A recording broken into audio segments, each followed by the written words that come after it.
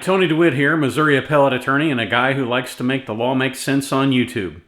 Sometimes, however, the law does not make sense. So I want to ask a question.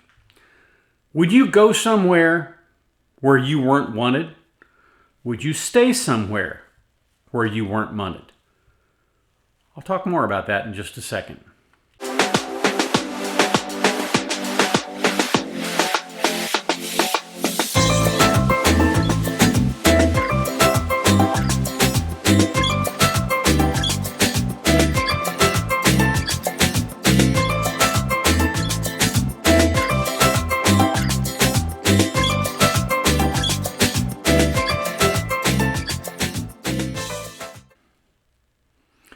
In case you've been living under a rock, the state of Minnesota prosecuted a police officer, Kim Potter, because she used her pistol instead of her taser. She honestly believed that she had her taser in her hand. She yelled, "Taser, taser, taser," and then when she pulled the trigger, it turned out to be her service pistol. It was a negligent act. You'll get no argument from me on that. But there is a big difference between negligence and recklessness. Recklessness is disregard of a known danger. And the prosecution in this case exercised extremely poor discretion in bringing this case to trial. Now, Dante Wright, the man who was shot, certainly didn't deserve the death penalty for having several warrants out for him. And so he certainly didn't deserve to die. But then again, you also have to consider that if this were a civil trial, his contributory negligence would figure into it. And he was contributorily negligent because he didn't cooperate, go to jail, and bail himself out. In Minnesota, in most of these instances, people aren't staying in jail long enough to get served a meal. And so the idea that he doesn't have some ownership in this is simply not there. And the idea that she was reckless is simply not there. Now, some of you might interpret that as a criticism of the jury, but I don't want you to, because the jury is the conscience of the community. The jury gets to make these decisions about whether that was reckless or whether it was just negligent, and clearly they've made that decision. And I respect that. I respect the jury verdict. I think it is wrong. I think it is dead wrong, but I respect the fact that they made that decision because they are the conscience of the community. Now, what does that conscience have to do with would you go where you were not wanted? Would you stay where you were not wanted? If you are a police officer in the state of Minnesota at this point, you now have a target not only on your back, but on your front too, because you have two groups of people working against you. You have the radicals and you have the criminals. And in some cases, there's not a dime's worth of difference between the two. The bottom line is that in this particular instance, I think the prosecution made a terrible decision, but the jury made the decision it did. And the message that it sends is we don't want public safety. You see, when the prosecutor makes a decision based on not on the facts as they are, but on how he wants to appear to the public. In other words, public safety is less important to him or her, whichever, I have no idea whether it's a man or a woman, right? Public safety is less important to him than appearing woke, appearing to believe that it is okay to prosecute someone for a negligent act instead of a truly reckless act. What would be a reckless act?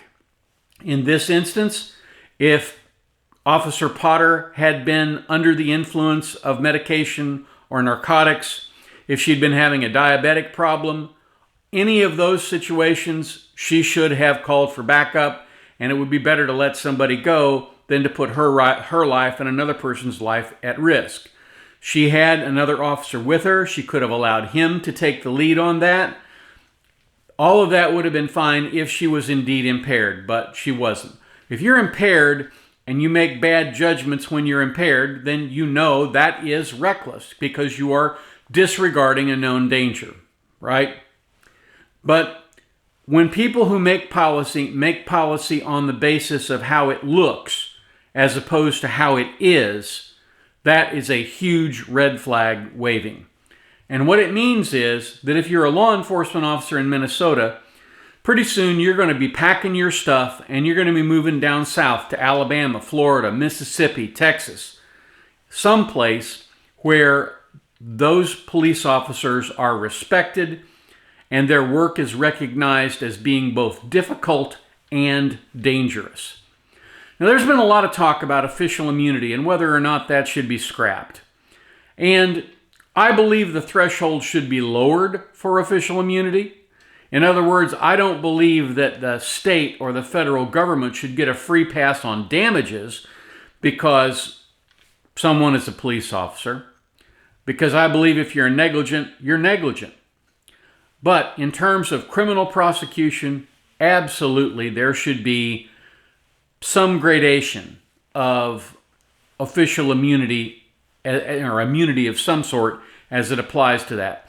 I don't believe, and clearly if you saw the videos and watched the trial, Kim Potter was terribly devastated by what happened. There is a metaphor that says you don't let the tail wag the dog. There are elements in every society that are at the fringe level of the bell curve. Those are your most criminal and most radical individuals. They are the people who make the most noise. In other words, they're the ones who go out and riot. They're the ones who actually cause a problem for public safety. The rest of the 99.5% of us are, generally speaking, pretty law-abiding. And that is who should be served by law enforcement. And policy, particularly prosecutorial discretion, should be exercised with the safety of those individuals in mind.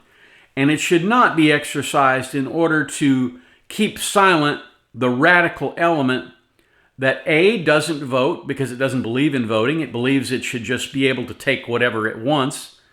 And B, doesn't respect the law anyway.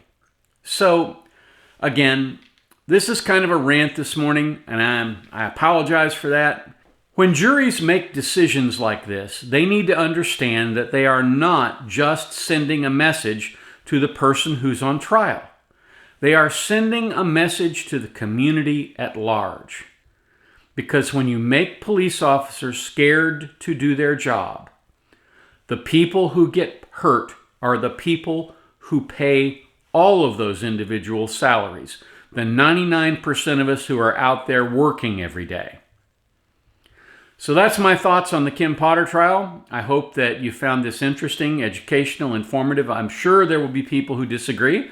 I just ask you to keep the language clean. Put your comments in the comments section down below.